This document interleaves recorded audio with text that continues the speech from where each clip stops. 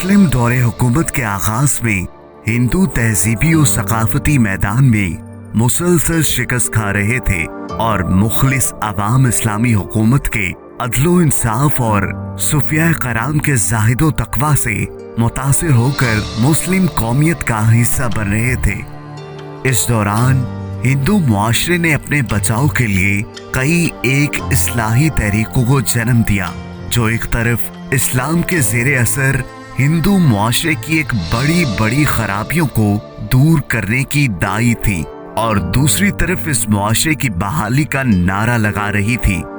हिंदू मसलेहीन, जिन्हें बिलालूम भगत कहा जाता था, एक तरफ बुत परस्ती की मुखालफत करते, रस्म सती जैसी गैर इंसानी रसूम की मसम्मत करते, जात पात के गैर इंसानी निज़ाम को हज़्फ़े तनकीद बनाते, दूसरी तरफ तमाम मज़ाहिब की बुनियादी खूबियों को अपनाने की तलकीन करते और बज़ाहिर इस्लाम से मुतासिर नजर आते, लेकिन दर हकीकत वो रामो कृष्ण के साथ मोहब्बत बरकरार रखते और हिंदू देवताओं की तारीफ में भजन गाकर तहजीबी इक़्तिदार को जिंदा रखते।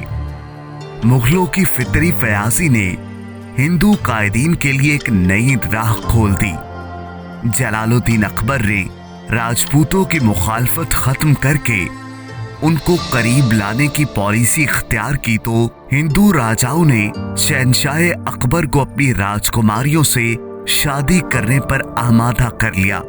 जब इन्हीं हिंदू राजपूत माओं के बतन से पैदा होने वाले शहजादे तख्ते दहली पर राइज हुए तो हर तरफ हिंदुओं का तूती बोलने लगा। वो मुगल दरबार की सबसे बड़ी कुव्वत थे। उनकी ज़ेरे सरपरस्ती बनारस से हिंदू मत के आह्याओ गलबा की जारहाना तारीखें चल रही थी।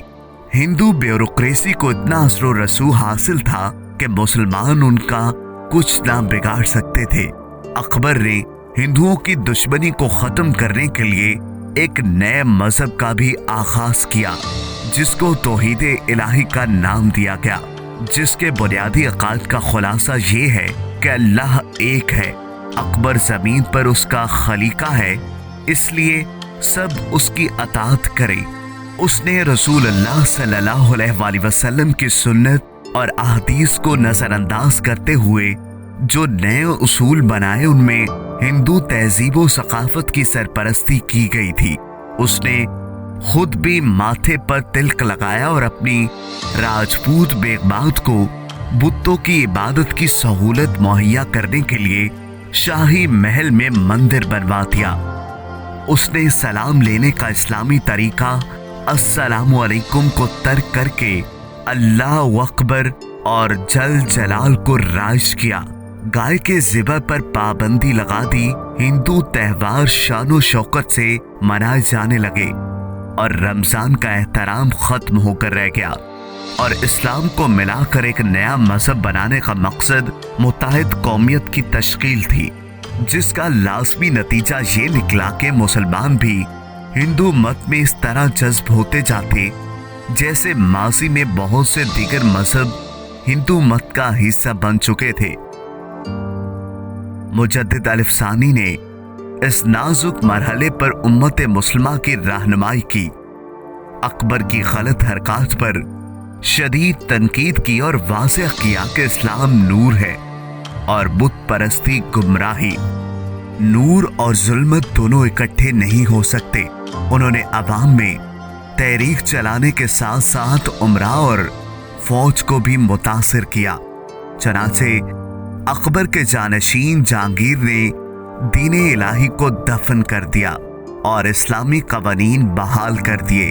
ताहम मुगल दरबार में उमरा 3 ग्रोहों में बट गए। रासतुल अकीदा मुसलमान, जिनमें ज्यादातर चुगताई उमरा शामिल थे, जो वस्त एशिया से बाबर के साथ आए थे, हुकूमत के इस्लामी रंग को बहाल करने के हक में थे। इसके बरक्स हिंदू उमरा शाही सरपरस्ती में इक़्तिदार हासिल करके हिंदू मत के आह्या की तारीखें चला रहे थे, जबकि तीसरा गिरोह ईरानी नस्ल से मुतल्लिक था।